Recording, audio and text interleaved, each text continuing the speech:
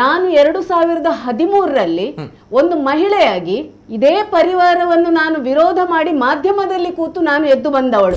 ನನ್ನ ಬೆನ್ನ ಹಿಂದೆ ತುಂಬಾ ಬಿದ್ದಿದ್ರು, ಇವರನ್ನಲ್ಲಿ ತುಳಿಬೇಕು, ಮೇಲೆ ಬರಬಾರ್ದು ಅಂತ. ಆದ್ರೆ ನನಗೆ ಒಂದು ಇದ್ದದ್ದು, ನಾನು ಕಲಿತ ಸರಸ್ವತಿ ವಿದ್ಯೆ ಮತ್ತೆ ಮಾಧ್ಯಮದವರು ನನಗೆ ಮಾಡಿದ ಬೆಂಬಲ, ಸಮಾಜ ನನಗೆ ಕೊಟ್ಟ ಬೆಂಬಲ.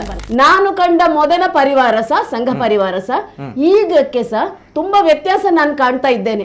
ಒಬ್ಬೊಬ್ಬ MLA ಒಂದೊಂದು ಹಿಂದುತ್ವ, ಒಬ್ಬೊಬ್ರದ್ದು ಒಂದೊಂದು ಹಿಂದುತ್ವ, ಯಾರಿಗೂ ಅರ್ಥ ಗೊತ್ತಿಲ್ಲ. ಖಾಲಿ ಚುನಾವಣೆಗೋಸ್ಕರ ನೀವು ಹಿಂದುತ್ವ ಶಾಲ್ ಹಾಕುದು, ನಾಮ ಹಾಕುದು ಅಲ್ಲ. ಇವರು ಹೀಗೆ ಮಾತಾಡ್ತಾರಲ್ಲ, ಎಷ್ಟೋ ಬಲಿಯಾದ ಹುಡುಗರನ್ನು ಕ್ಯಾಂಡಲ್ಸ್ ಅಂತ ನನ್ನ ಮನೆಯಲ್ಲಿ ಕೂತು ಸಾಕಿದವಳು ನಾನು. ಯಾರಿಲ್ಲ ಸತ್ತ ಎಲ್ಲ ಮಾತಾಡ್ತಾರಲ್ಲ ಇವರು ಹಿಂದುತ್ವ ಅಂತ.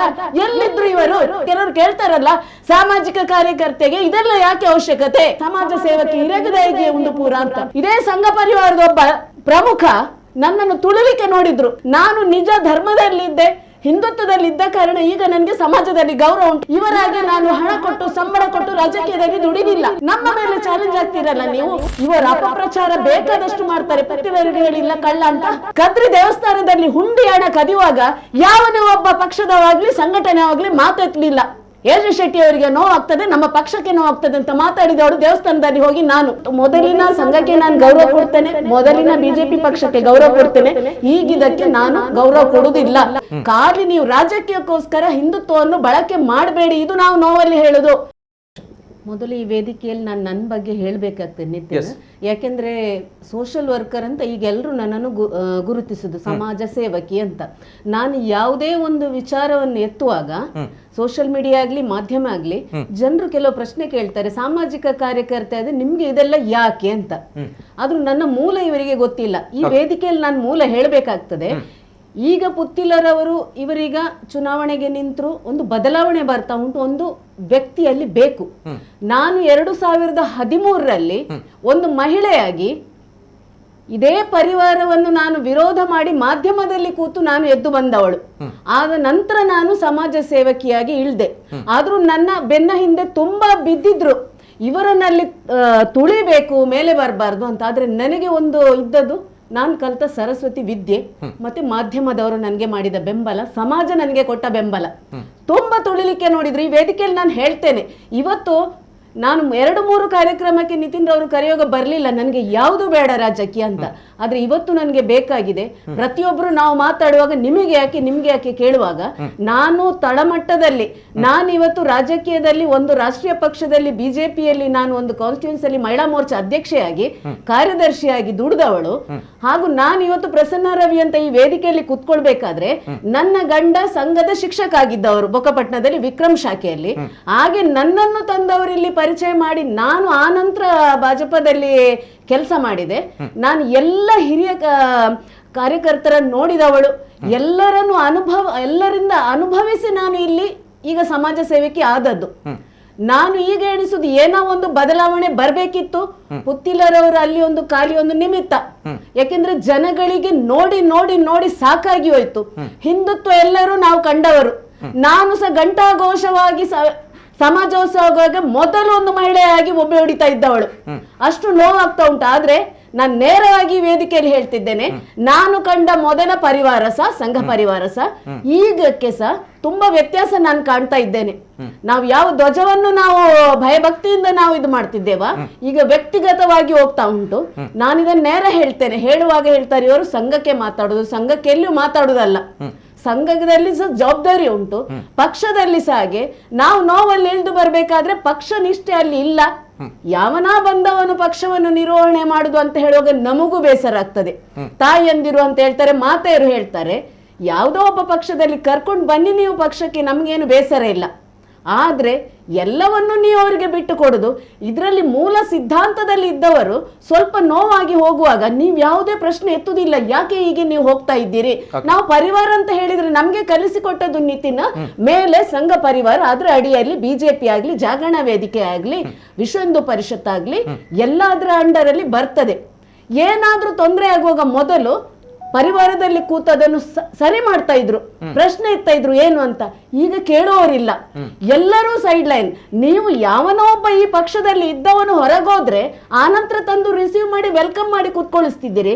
ಇಲ್ಲಿ ದುಡ್ದವರು ನೋವಾಗಿ ಹೋಗುವಾಗ ಒಂದೇ ಒಂದು ನೀವು ಪ್ರಶ್ನೆ ಎತ್ತುದಿಲ್ಲ. ನಾನ್ ಕೇಳೋದು ಪರಿವಾರ ಅಂದ್ರೆ ಏನು? ನೀವು ಮೊದಲೇ ಇದನ್ನು ಸರಿ ಮಾಡ್ತಾ ಬರ್ತಿದ್ರೆ ಪುತ್ತಿಲ ಈ ಸಲ ಬಂಡಾಯ ಅಭ್ಯರ್ಥಿ ಆಗ್ತಾ ಇರ್ಲಿಲ್ಲ. ಯಾಕೆ ಹಿಂದೂ ಸಂಘಟನೆಯಲ್ಲಿ ಕೆಲಸ ಮಾಡಿದವರಿಗೆ ಯಾಕೆ ಅಲ್ಲಿ ಪಕ್ಷಕ್ಕೆ ಬಂಡಾಯ ಅಭ್ಯರ್ಥಿ ಆಗ್ತಾ ಇರಲಿಲ್ಲ, ಜೊತೆಗೆ ಬಿಜೆಪಿ 3ನೇ ಸ್ಥಾನಕ್ಕೆ ತಳ್ಳಲ್ಪಡ್ತಾ ಇರಲಿಲ್ಲ, ಸೋಲ್ತಾ ಇರ್ಲಿಲ್ಲ, 3ನೇ ಸ್ಥಾನಕ್ಕೆ ಬರ್ತಾ ಇರಲಿಲ್ಲ. ನಿಮ್ಮ ಒಂದು ಅಹಂಕಾರ ನಿಲ್ಲಿಸಬೇಕು ಅಂತ ಹೇಳಿದೆ ವಿನಃ ಬೇರೇನಲ್ಲ. ಎಲ್ರಿಗೂ ಹಿಂದುತ್ವ ಅಂತ ಉಂಟು, ನಮಗೂ ಹಿಂದುತ್ವ ಅಂತ ಏನಂತ ಅರ್ಥ ಆಗ್ತಾ ಇಲ್ಲ. ಒಬ್ಬೊಬ್ಬ MLA ಒಂದೊಂದು ಹಿಂದುತ್ವ, ಒಬ್ಬೊಬ್ರದ್ದು ಒಂದೊಂದು ಹಿಂದುತ್ವ, ಯಾರಿಗೂ ಅರ್ಥ ಗೊತ್ತಿಲ್ಲ. ನೀನು ನಿನ್ನನ್ನು ಪ್ರೀತಿಸದಿದ್ರೆ, ನಿನ್ನ ಧರ್ಮವನ್ನು ನೀನು ಪ್ರೀತಿಸದಿದ್ರೆ ಇನ್ನೊಂದು ಧರ್ಮವನ್ನು ಪ್ರೀತಿಸ್ಲಿಕ್ಕೆ ಆಗುದಿಲ್ಲ. ಖಾಲಿ ಚುನಾವಣೆಗೋಸ್ಕರ ನೀವು ಹಿಂದುತ್ವ ಶಾಲ್ ಹಾಕುದು ನಾಮ ಹಾಕುದು ಅಲ್ಲ. ನಾವು ಕಂಡ ಹಿಂದುತ್ವ ಇದಲ್ಲ. ಹಾಗೆ ನಮಗೂ ರೋಸಿ ಹೋಗಿದೆ.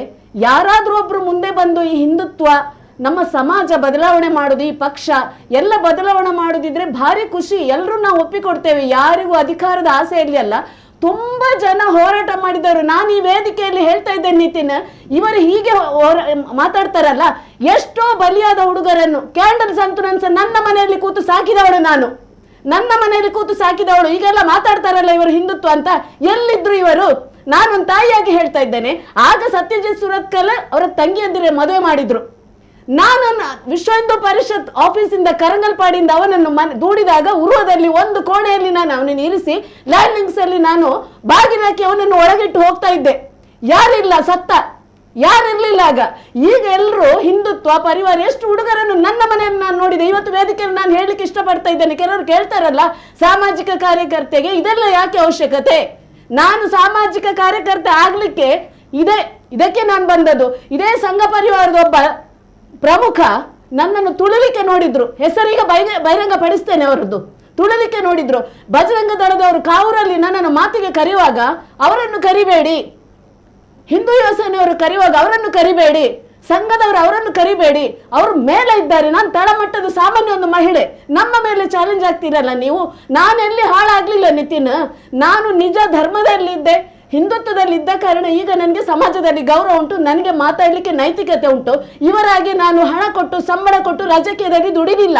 ನನ್ನ ಕೆಲಸ ಮಾಡಿದನೆ ಹೇಳುವಾಗ ಕೆಲವರು ಹೇಳ್ತಾರೆ ಪಕ್ಷದಿಂದ ಅವರನ್ನು ಹೊರಗೆ ಕಳಿಸಿದ್ದಾರೆ. ಯಾರು ಪಕ್ಷದಿಂದ ಹೊರಗೆ ಕಳಿಸಿದಲ್ಲ, ನಾನು ನನ್ನ ಅಧಿಕಾರದಲ್ಲಿದ್ದವಳು ಮಹಿಳಾ ಮೋರ್ಚಾಕ್ಕೆ ರಿಸೈನ್ ಕೊಟ್ಟು ಬಂದದ್ದೆಲ್ಲ ಪಕ್ಷಕ್ಕೆಲ್ಲ. ಇವರು ಅಪಪ್ರಚಾರ ಬೇಕಾದಷ್ಟು ಮಾಡ್ತಾರೆ. ಪುತ್ತಿಲರಿಗೆ ಹೇಳಿಲ್ಲ ಕಳ್ಳ ಅಂತ ಹೇಳಿದಾರಲ್ಲ. ಇಲ್ಲಿ ಕದ್ರಿ ದೇವಸ್ಥಾನದಲ್ಲಿ ಹುಂಡಿ ಹಣ ಕದಿಯುವಾಗ ಯಾವನೇ ಒಬ್ಬ ಪಕ್ಷದವಾಗ್ಲಿ ಸಂಘಟನೆ ಆಗ್ಲಿ ಮಾತೆತ್ತಲಿಲ್ಲ. ಎಜೆ ಶೆಟ್ಟಿ ಅವರಿಗೆ ನೋವಾಗ್ತದೆ, ನಮ್ಮ ಪಕ್ಷಕ್ಕೆ ನೋವಾಗ್ತದೆ ಅಂತ ಮಾತಾಡಿದವಳು ದೇವಸ್ಥಾನದಲ್ಲಿ ಹೋಗಿ ನಾನು. ಆಗೇನು ಇಲ್ಲಿ ಸಂಘಟನೆ ಇರ್ಲಿಲ್ವಾ? ಇದಕ್ಕೆ ಮಾತಾಡಿ ಇದು ಹಿಂದುತ್ವ. ಆಗ ಮಾತಾಡುದಿಲ್ಲ ನೀವು. ಇದು ನಾನು ನೇರ ಹೇಳಬೇಕಾಗ್ತದೆ, ತುಳಿಲಿಕ್ಕೆ ನೋಡಬೇಡಿ. ನಾವು ನಿಜವಾಗಿ ಧರ್ಮದಲ್ಲಿ ಇದ್ರೆ ಧರ್ಮ ಯಾವತ್ತೂ ನಮ್ಮನ್ನು ಬಿಟ್ಟು ಕೊಡುದಿಲ್ಲ. ನಾನು ಇಷ್ಟು ಮಾತಾಡುದು ತುಂಬಾ ಜನ ನನಗೆ ಪ್ರಶ್ನೆ ಕೇಳ್ತಾರೆ, ಸಮಾಜ ಸೇವಕಿ ಹಿರೇಗದಾಯಿಗೆ ಒಂದು ಪೂರ ಅಂತ. ಯಾಕೆ ನಾನು ಸಮಾಜ ಸೇವಕಿ ಆದ್ರೆ ಅಂತ ನಾನು ಎದ್ದು ನಿಂತೆ. ನಾನು ಚುನಾವಣೆಯಲ್ಲಿ ನಿಂತಿದ್ದೆ ನಿತಿನ್.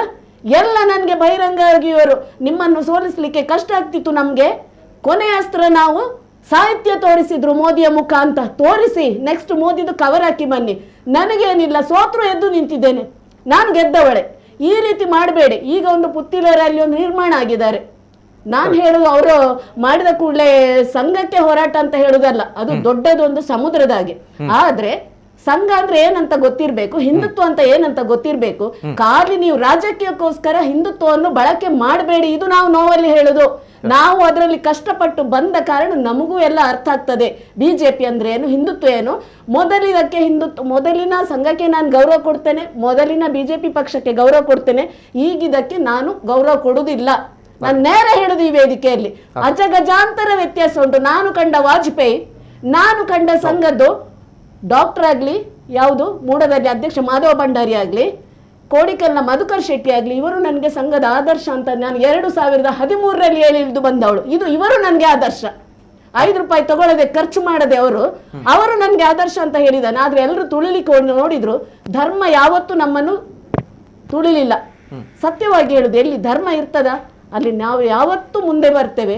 ಇದು ಒಂದು ಧರ್ಮ ಯುದ್ಧ ಅಂತ ನಾನು ಎಣಿಸ್ತೇನೆ. ಪುತ್ತಿಲರಲ್ಲಿ ಒಂದು ನಿಮಿತ್ತ, ಇದೊಂದು ಧರ್ಮ ಯುದ್ಧ. ನಾವು ಮಾತಾಡ್ಲಿಕ್ಕೆ ಹೋದ್ರೆ ದೇಶದ್ರೋಹಿಗಳು, ವಿರೋಧಿಗಳು ಅಲ್ಲ, ನೋವಲ್ಲಿ ಹೇಳುದು ನಾವು. ಬದಲಾವಣೆ ಬರಬೇಕು. ಈ ಸಲ ಒಂದು ಇವರು ಹೇಳಿದಾಗೆ ಪುತ್ತಿಲರನ್ನು ಮುಂದೆ ಇಟ್ಟು ಕೊಂಡಾಗ್ಲಿ ಇಲ್ಲಿ ಒಂದು ಹಿಂದುತ್ವ ಏನು, ಪರಿವಾರ ಏನು. ಪರಿವಾರ ಅಂದ್ರೆ ನಾವು ಹೇಳ್ತೇವೆ, ನಿತಿನ್ ಕುಟುಂಬದಲ್ಲಿ ಗಲಾಟೆ ಆಗುವಾಗ ಎಲ್ಲರೂ ಸೇರಿ ಒಟ್ಟು ಕೂತು ಮಾತಾಡ್ತೇವೆ. ನಮ್ಮ ಸಂಘ ಪರಿವಾರದಲ್ಲಿ ಯಾಕೆ ಆಗ್ತಾ ಇಲ್ಲ, ಇದು ನನ್ನ ಸಂಘದ ಲೀಡರ್ಸ್ಗೆ ಕೇಳಬೇಕು. ಚುನಾವಣೆ ಬರುವಾಗ ಮೊದಲು ನಾನು ನೇರ ಹೇಳ್ತೇನೆ, ಪ್ರಭಾಕರ್ ಭಟ್ರಿಗೆ ಮೊದಲು ನಾನು ಗೌರವ ಕೊಡ್ತಿದ್ದವಳು, ಅಣ್ಣ ಅಂತ ಕರೆಯುವುದು ನಾವು ಸಮಿತಿಯಲ್ಲಿ. ಏನಿದ್ರು ನಾನು ನೇರ ಮಾತಾಡ್ತೇನೆ ಅವರ ಹತ್ರ. ಅವರಿಗೆ ತುಂಬಾ ಗೌರವ ಅಂದ್ರೆ ಬಾಕಿ ಲೀಡರ್ಸ್ನಾಗೆ ಅಲ್ಲ, ಅವರು ಹೋರಾಟ ಮಾಡಿ ಬಂದವರು. ಬಾಕಿಯವರೆಲ್ಲ ಈಗ ದೊಡ್ಡ ದೊಡ್ಡ ಪೋಸ್ಟ್ ಅಲ್ಲಿ ಇರುವವರು, ಏನು ಮಾಡಿದವರಲ್ಲ, ಹೋರಾಟ ಪ್ರವೃತ್ತಿಯವರಲ್ಲ. ಇವರಿಗೆ ಗೌರವ ಕೊಡ್ತಿದ್ರೆ. ಆದ್ರೆ ನೋವಾಗ್ತದೆ ಕೆಲವೊಮ್ಮೆ ಅವರು ವಿಷಯ ತಿಳ್ಕೊಳ್ಳದೆ ಯಾರದ ಕೇಳಿ ಮಾತಾಡುವಾಗ ನಮಗೂ ನೋವು ಅನ್ನಿಸ್ತಾ ಉಂಟು. ಏನಾದ್ರೂ ಮೊದಲು ಪಕ್ಷದಲ್ಲಿ ತಪ್ಪಾಗಿದ್ರೆ ಕರೆದು ಕೂತು ಮಾತಾಡಿಸ್ತಾ ಇದ್ರು. ಮೊದಲು ಯಾವುದೇ ಒಂದು ಪೋಸ್ಟ್ ಆಗ್ಲಿ, ಮಂಡಲದೊಂದು ಅಧ್ಯಕ್ಷ ಆಗುವಾಗಲೂ ಕಲ್ಲಡಕದಲ್ಲಿ ಡಿಕ್ಲೇರ್ ಆಗೋದು, ಒಂದು ಕಾರ್ಪೊರೇಟರ್ ಆಗ್ಲಿ ಕಲ್ಲಡಕದಲ್ಲಿ ಡಿಕ್ಲೇರ್ ಆಗ್ತಾ ಇತ್ತು. ಇದು ನಾನು ನೇರ ಹೇಳೋದು. ಆಗ ಒಂದು ಭಯ ಅಂತ ಇತ್ತು. ಈಗ ಬಿಜೆಪಿ ಮೇಲೆ ಹೋಯ್ತು. ಬಿಜೆಪಿಯ ರಾಜ ಮೊನ್ನೆ ಅವರೇ ಹೇಳಿದ್ರು, ಹಿಂದುತ್ವ ಅಂತ ಬಿಜೆಪಿ, ಹಿಂದುತ್ವ ಅಂತ ಬಿಜೆಪಿ. ಇಲ್ಲಿಂದ ನೋವಾಗ್ತಾ ಉಂಟು. ಯಾವತ್ತು ನಾವು ಹಿಂದುತ್ವ ಅಂತ ಮೇಲೆಯನ್ನು ನಾವು ತೋರಿಸ್ತಿದ್ದೇವೆ, ಈಗ ನಾವೇ ಬಿಜೆಪಿಯನ್ನು ತೋರಿಸುವುದಾದ್ರೆ ಭಾರಿ ಬೇಸರ ಆಗ್ತಾ ಉಂಟು. ನಾನು ಅವರಿಗೆ ಇದು ಹೇಳುದಲ್ಲ, ನೋವಾಯ್ತು. ಇವರು ಯಾಕೆ ಹೀಗೆ ಹೇಳ್ತಿದ್ರೆ? ಹಾಗಾದ್ರೆ ನಾವು ಬಿಜೆಪಿಯನ್ನು ಹಿಂದುತ್ವ ತಗೊಳ್ಳುದಾದ್ರೆ ಸಂಘ ಪರಿವಾರ ಯಾಕೆ, ಸಂಘಟನೆ ಯಾಕೆ, ಎಲ್ಲರೂ ಬಿಜೆಪಿ ಅಂತ ಹೇಳುವಲ್ಲ. ಅದನ್ನೊಂದು ರಾಜಕೀಯ ಪಕ್ಷವಾಗಿ ನೋಡಿ, ತಪ್ಪಾದ್ರೆ ಅದನ್ನು ಬದಲಾವಣೆ ಮಾಡಿ. ಈ ರೀತಿ ಬೆಂಬಲ ಕೊಟ್ಕೊಂಡು ಯಾರ ಹಾದಿ ತಪ್ಪಿಸಬೇಡಿ. ಇದು ನೋವಲ್ಲಿ ನಾನು ಹೇಳೋದು.